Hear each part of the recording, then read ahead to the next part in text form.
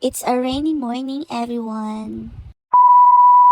At dahil maulan, wala kaming magawa, naglinis kami ng aming bahay.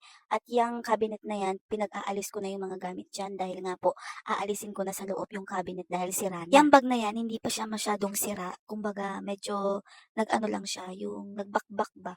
Dahil nga po sa tagal na hindi na nagagamit. Yan yung bag ko, yung Lacoste. Matagal na po yan sa akin, maliit pa yung anak ko, baby pa. Siguro mga 6 months, ginagamit ko na po siya kasi maganda po siya.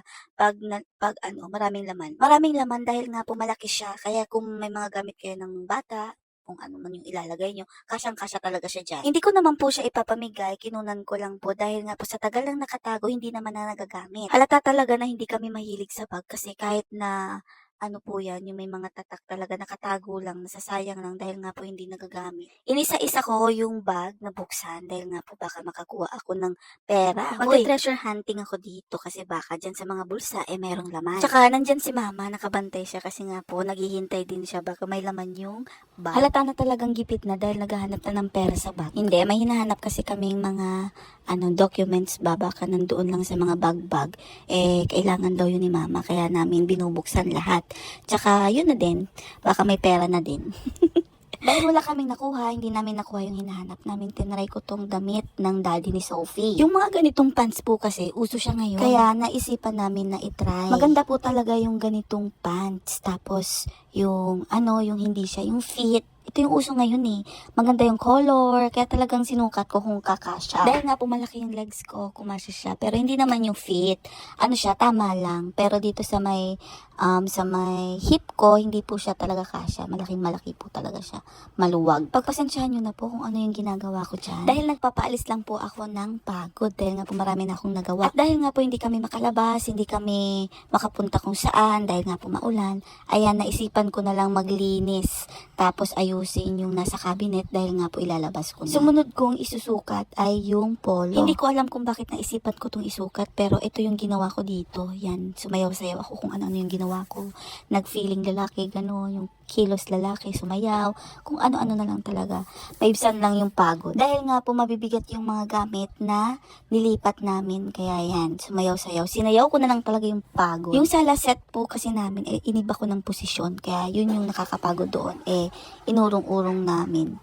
Kinarga, kailangan kargahin kasi po masisira yung tiles. Team kahoy po kasi si mama. Ibenta ko na lang kaya itong mga, tapos yung ipabayad sa amin yun yung ibibili ko ng sala set na may foam kasi masakit to sa likod. Ang pangit lang po kasi doon sa binibili ng mga furniture, may halo na yung kahoy nila. Pag sinabi nilang Nara, may halo na yun, hindi na yung pure Nara. Siguro papalagyan na lang namin ito ng foam. Kaso ayaw nga po ipagalaw ni mama, bibili daw siya ng bagong sala set. Kaso yun nga lang, bili na naman, puro naman sala sa bahay. Kung dati, puro kami dining, kasi puro kami lamesa.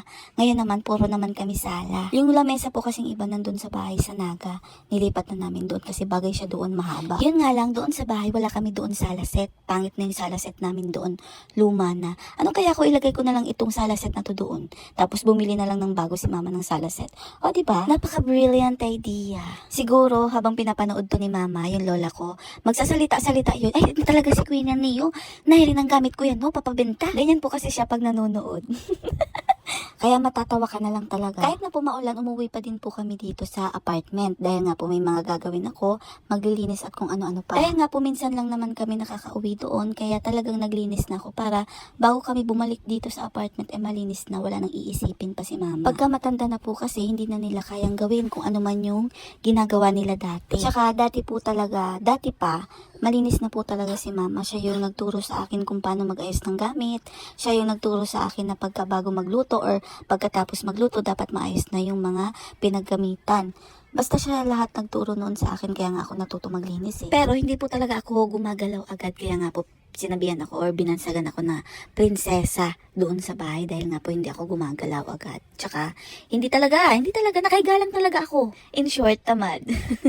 Dahil nga po maulan, naghilamos na ako ng maaga, naglagay na ako ng skincare dahil nga po hihiga din kami ng maaga para matulog. Mag-iingat din po pala yung iba, lalo na yung malapit doon sa mga matitirik na na daanan or yung tinitirahan dahil nga po yung landslide. Tapos yung mga nasa gilid naman ng river, siguro dapat umalis muna. Kasi hindi ko naman masisisi yung iba kung bakit ayaw nilang umalis dahil nga po maraming mawawala.